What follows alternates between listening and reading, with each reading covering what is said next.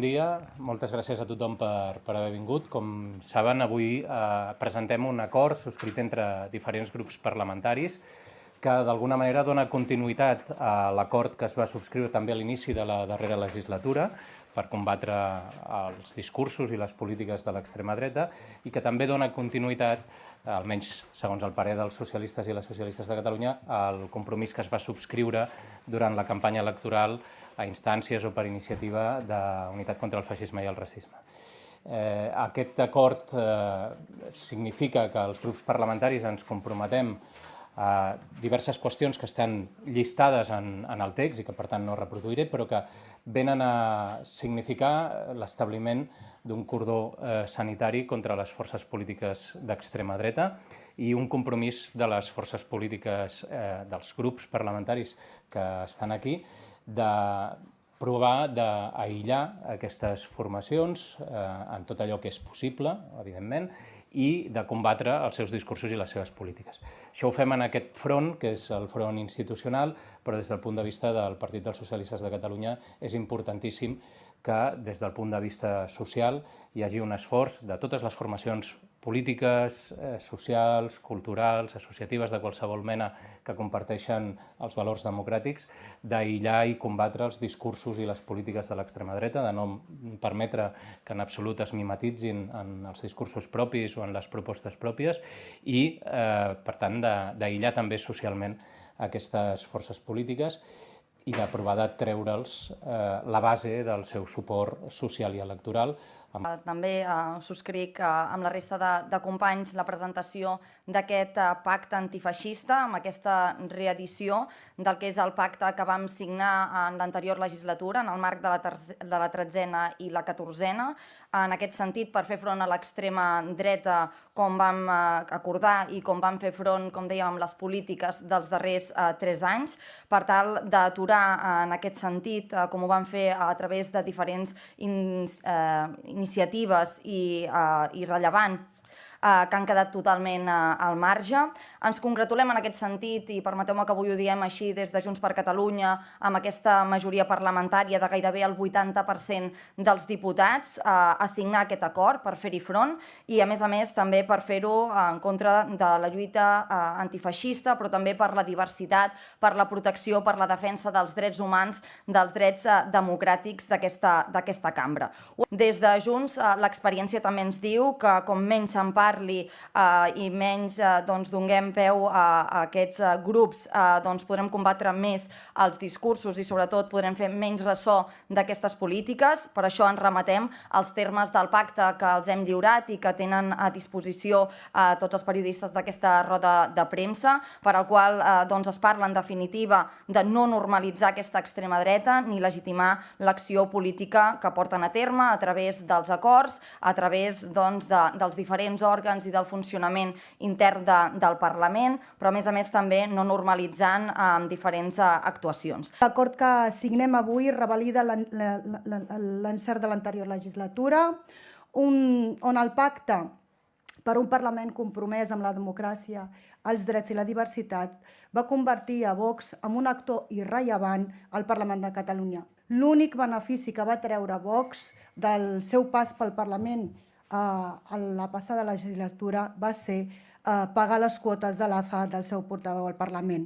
Malauradament, això no ha impedit que altres partits de l'extrema dreta, com Aliança Catalana, hagin entrat al Parlament i que continuem veient com masses espais a Catalunya l'extrema dreta continuen fent de l'odi l'eix vertebrador de la seva política, perquè no hi ha una extrema dreta bona i una dolenta. Per això no permetrem que ningú tapi el seu racisme i la seva xenofòbia amb la nostra senyera.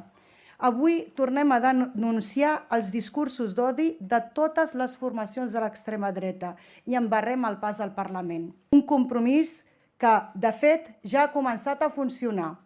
Dilluns es van acordar el repartiment dels senadors i senadores i, tal com es va fer l'anterior legislatura, hem garantit que no hi hagi un senador o senadora de l'extrema dreta en representació del Parlament de Catalunya.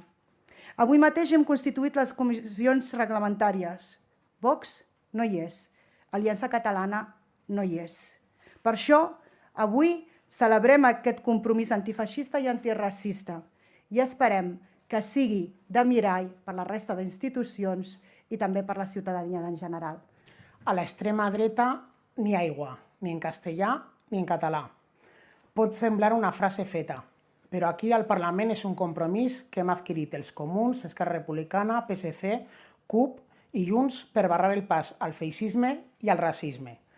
Calen acords com el que es presenta el dia d'avui per minimitzar l'impacte de l'extrema dreta al Parlament i, per tant, per defensar els principis democràtics i els drets humans davant l'actual onada reaccionària que estem vivint.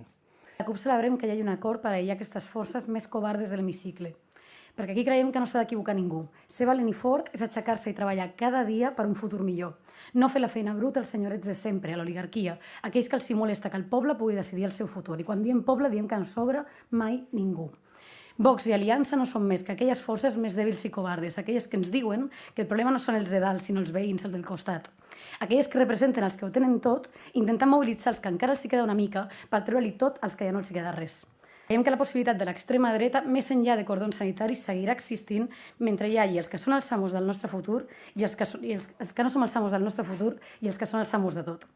Per tant, celebrem que hi hagi aquest acord, celebrem que reconeguem que hi ha aquest problema, però la lluita antifeixista, que no és més que la lluita per la llibertat i la democràcia, seguirà fins que la llibertat de tots, en particular, sigui la precondició de la llibertat en general. Moltes gràcies. Jo tinc una pregunta. Saber de cada un de vostès si l'experiència de l'efectivitat del pacte fins ara els deixa un gust agredolç. Vox i Aliança Catalana tenen visibilitat, amb la reforma del reglament del Parlament que tramiten, Aliança Catalana potser més en el grup mixt, i, si no vaig errada, no contemplen mesures com el que denuncien vostès de discursos d'odi en seu parlamentària. Saber si això és així de cada un de vostès i si no temen que actuï també com una arma llancívola, és a dir, que facin gran a qui aïllen. Gràcies.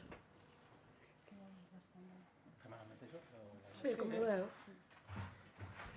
Bé, en primer lloc, respecte a l'efectivitat de les diferents estratègies per combatre el feixisme, se n'ha escrit molt, hi ha experiències arreu d'Europa sobre cordons sanitaris i també experiències sobre, diguem, la seva normalització institucional.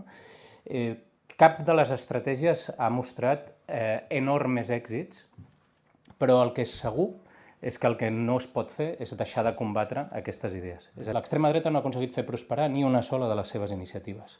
Això és el que en el front institucional es pot garantir i també que no tinguin accés als llocs de representació en les meses del Parlament o les meses de les diferents comissions, en allò que ens permet els marges existents de les lleis i del reglament.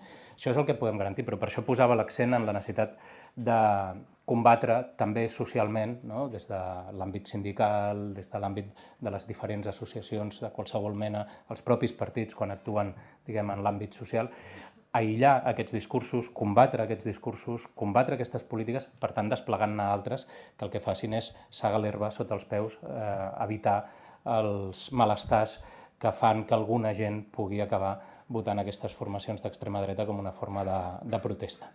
Gràcies. Hola, sí. No sé si voleu que contestem tots o no sé si és necessari.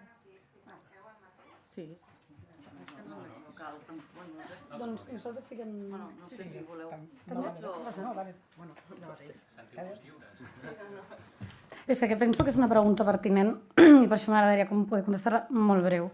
El problema de l'extrema dreta subsistirà mentre el que tinguem sigui una societat absolutament desigual.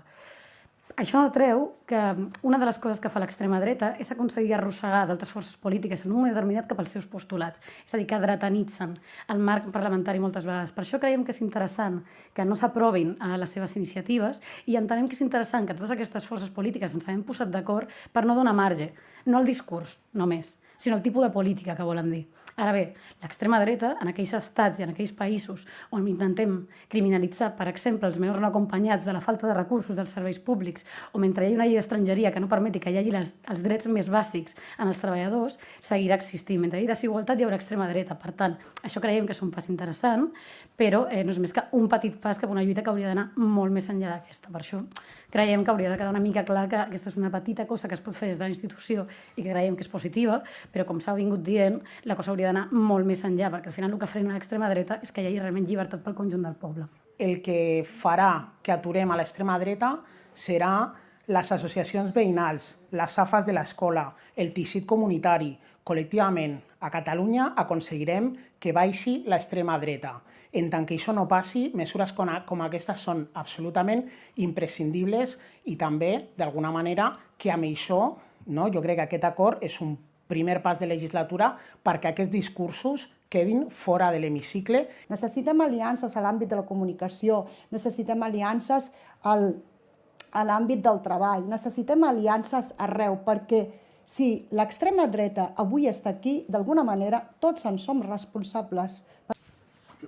Jo volia preguntar, al marge de l'acord que acabeu d'explicar, i donat que aquí hi ha el 80% de la representació del Parlament de Catalunya, si algú de vosaltres, algú de vostès, saben alguna cosa de les negociacions i si algú sap quan es produirà la investidura que ha de ser abans del dia 26 d'agost. I ho pregunto davant que una oportunitat com la d'ara mateix és pràcticament impossible. Aquí hi ha el 80% del Parlament de Catalunya. Moltes gràcies. Jo entenc que és molt positiu que puguem comparèixer aquí tots o la majoria dels grups. De fet, és molt potent, però crec que avui toca una altra cosa. Toca la importància que avui signem un pacte, 5 partits polítics per ahir a l'extrema dreta. I crec que això és l'objectiu que hauria de, evidentment, centrar les preguntes que ens feu els periodistes i les periodistes. Sí, hola, bon dia. Anava una mica en la mateixa línia que el Lluís, perquè, clar, per nosaltres portem setmanes intentant saber com estan les negociacions, tots intentant planificar algun dia de vacances i no sabem quan hi haurà un debat d'investidura i, per tant, és una ocasió que tenim aquí de tenir-vos aquí davant. Qui de vosaltres creu que una repetició electoral podria donar ales justament a l'extrema dreta perquè pugui créixer? Gràcies. Algú altre que vulgui contestar?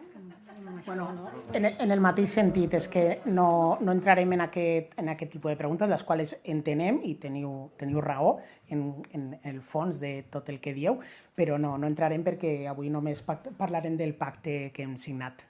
Doncs jo tinc una pregunta sobre el pacte que heu signat. Repescant la pregunta de la companya, Esquerra i la CUP teníeu un tema sobre sancions en la reforma del reglament, sancions pel tema dels discursos d'odi. Aquests compromisos que heu presentat ara no ho contemplen. Què passa amb aquest tema de sancionar o no sancionar? Ho vinculeu? M'ha semblat que Najat anava per aquí, però no ho ha deixat clar. Ho vinculeu de nou a la ponència de la reforma del reglament? Ens oblidem d'això en aquesta legislatura?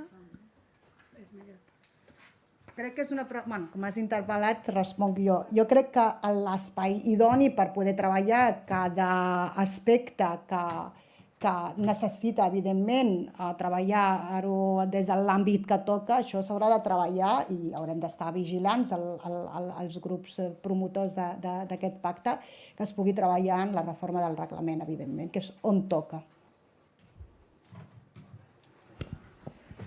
Una pregunta. Dic, al PP se li ha ofert entrar en aquest pacte? Us ha dit que no o ja no li ha ofert?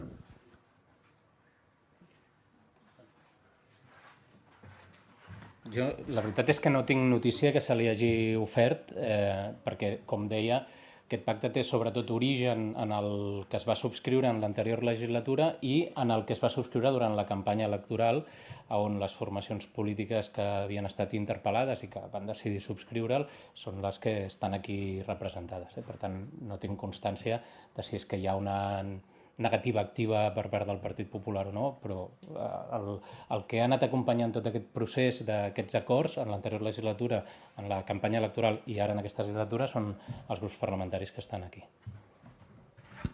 Hola, bon dia. Jo, enllaçant amb la pregunta de les possibles sancions als discursos de l'extrema dreta, voldria saber per què no s'aprofita la reforma del reglament que s'ha d'aprovar a finals d'aquest mes per incorporar aquesta possibilitat, aquesta opció de sancionar aquests discursos, tenint en compte, per exemple, que ja s'han modificat les majories per aprovar, per exemple, les declaracions institucionals. Gràcies.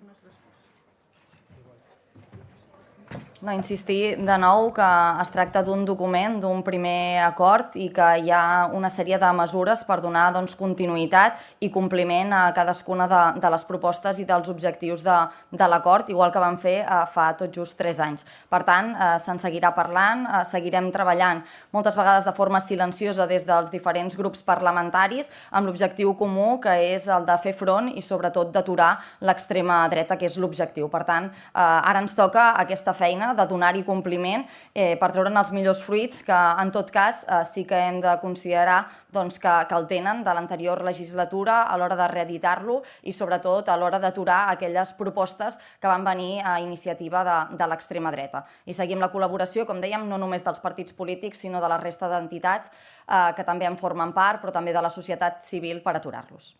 Bon dia. Jo volia recuperar una cosa que s'ha comentat al llarg de la roda de premsa, que és que amb la reforma del reglament que s'ha de votar la setmana vinent, la CUP passarà a tenir grup propi i, per tant, tot el temps i els recursos associats, o no, això m'ho poden aclarir vostès millor, que corresponien al grup mixt passen només els 2 diputats d'Aliança Catalana. Llavors, per acabar de puntualitzar això, m'agradaria saber com ho veuen des de la CUP, si ho veuen en aquest sentit, si no, un comentari sobre això. Gràcies. Entenem perfectament la pregunta i no m'agradaria que es llegís d'una manera que no és. Com veníem dient, la possibilitat de l'extrema dreta no és perquè faci un bon discurs, no és perquè tingui 2 minuts al Parlament.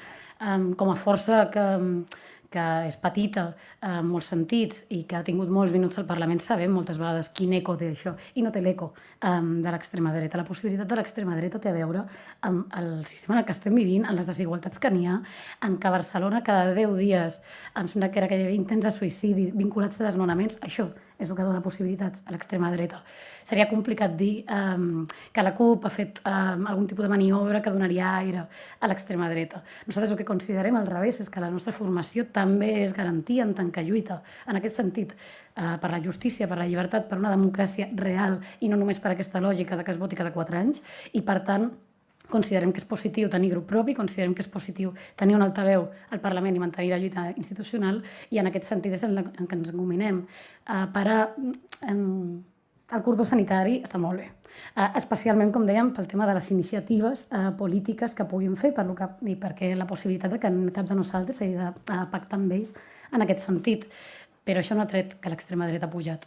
Per tant, inhibir l'acció política de la CUP ara per una lògica de que tot és comunicació, tot és discurs i tot és els minuts d'un micròfon, ens semblaria que seria una lectura de la societat bastant més naïf de la que realment ens toca en moments tan greus com el que estem, en el que l'extrema dreta no només puja aquí, no només avança l'estat espanyol, sinó el conjunt de la Unió Europea.